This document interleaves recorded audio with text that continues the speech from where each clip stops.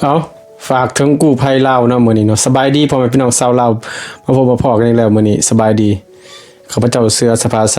อยู่ฝรั่งเศสเนาะเห็นข่าวก็สิออกมาเว้าในจักหน่อยเนาะออกมาแจมในจักหน่อยขอโทษหลายๆที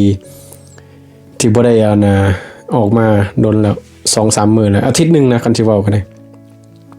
แล้วมาเห็นข้าพเจ้าเห็นกู้ภัยที่ว่าเขาเขาเอิ้นว่าหยังก็หมูเห็ดหน้าม้ากินเขาบ่เอิ้นว่าภาษาเฮาเนาะภาษาสุภาษิตเฮาว่าเวียกบ่สร้างงานบ่ทำไปเข้มเอา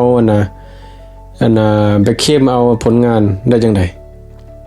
ค่อยก็เงิดหลายลิ้นเกมบ่เฮ็ดหยัง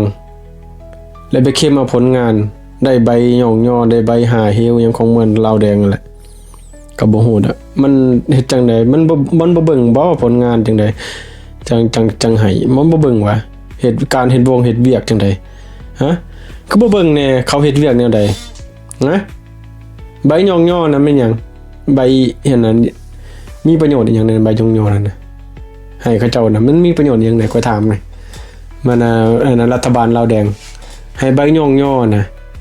ให้ใบหย่อๆให้กันนะใบสรรเสริญนั่นน่ะเรียนการแห่งงานของพวกเจ้านะมันมีราคาหยังแหน่อยู่ในหันแล้วก็หมอที่ว่ากู้ภัยนี่นะหมอที่ไปเฮ็ดกู้ภัยนะนำเขาคนลาวนี่นะบักQR นี่นะ QR code นี่นะไปกล้าดีจังได๋ไปกล้าแปะQR code บ่อายนั่นน่ะคนไทยเนี่ยว่าบ่อายนะกู้ภัยคนไทยเนี่ยบ่เขามานะเขาก็บ่ได้อีหยังเด้เขาเสียสละเสียเวลาได้ข่าวว่าเครื่องมืออุปกรณ์นี่เสียหายเป็นล้านบาทนะรัฐบาลลาวได้ซอยหยังเขาแน่อยู่บ่ฮะได้ซอยมาเท่าใด50ล้านบ่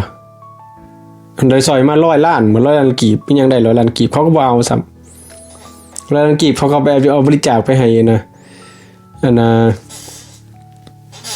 ไปบริจาคให้ครอบครัวที่เขาสูญหายที่บ่ได้เห็น2คนนั้นเขาเจ้าก็บ่ได้เอานำเด้เห็นบ่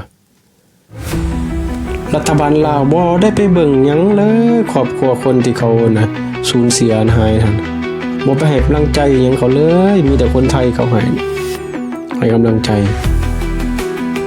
นักดำน้ำไทยมูลนิธิไทยมีกำลังใจให้จกเงินทงตัวเองอีกเอาให้เบิ่งทีละเขามีน้ำใจของเขามีดูสงสารเขาเบิ่งทีละเขาเห็นโอ้ยตายแล้วมันบักนักกู้ภัยลาวแดงนะบักน้อยๆเนี่ยนะมันไปกล้าเฮ็ดจังได๋นะบ่อายเขาเนี่ยบ่หันคันมึงสิเฮ็ดอีหยังต่างๆนะมึงบ่จำเป็นต้องขอบริจาคและอีกอย่างนึงนะการขอบริจาคนี่มันต้องบัญชีมูลนิธิบ่เป็นบัญชีตัวเองบ่เป็นบัญชีเจ้าของอันเฮ็ดหยังกันนั่นประเทศลาวนี่มันเป็นหยังเป็นหยังคือบ่เฮ็ดให้มันถูกต้องบ่เปิดบัญชีบริษัทหรือว่าบัญชีมูลนิธิเข้ามูลนิธิอันนี้ไปเปิดบัญชีเข้าบัญชีเจ้าของนี่มันตรวจสอบบ่ได้เด้บัญชีเจ้าของก็คือจังข่าวนางน้อมคือกันนางน้อมมันเจน้อมว่าเขาเอิ้นมันนางน้อยนะอันนั้นก็บ่ยอมอย่างนั้นเปิดรับบริจาคแล้วก็บ่ยอมอันนั้นอีกบ่ยอมมันแจ้งสเตทเมนต์แล้วก็ใส่บัญชีเจ้าของอีกแล้วก็เงิดหลายเป็นหยังก็ต้องใส่บัญชีเจ้าของการที่ชูจะเจ้าจะเฮ็ดบุญหรือเฮ็ดหยังก็ตามการช่วยเหลือหยังก็ตามเจ้าต้องเปิดบัญชีอันนั้นหน่วยงานเพื่อหยังเพื่อมันตรวจสอบได้เงินเอาไปเฮ็ดหยังเวลาเขาถามมาไผก็ถามเขาถามเขาจะฮู้ว่าเจ้าเนี่ยเอาไปเฮ็ดหยังในงบประมาณที่เจ้าบริจาคมาเขาบริจาคมาเท่าใดเจ้าก็ต้องแจ้งเขา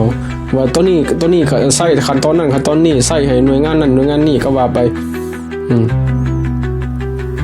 ก็ว่าไปมันต้องแจกเป็นอีตับเข้าใจบ่มันต้องนั้นเวลาเขาถามมาต้องมีให้เขานี่ได้ข่อยไปเฮ็ดอันนั้นนี่เด้บินเบิกนี่เด้สเตทเมนต์ข่อย ก็ว่าอันนี้เขาถามมาก็ไปให้เขาซ้ำไปด่าเขาซ้ำก็เงิดหลายเอาเนาะเท่านั้นเนาะ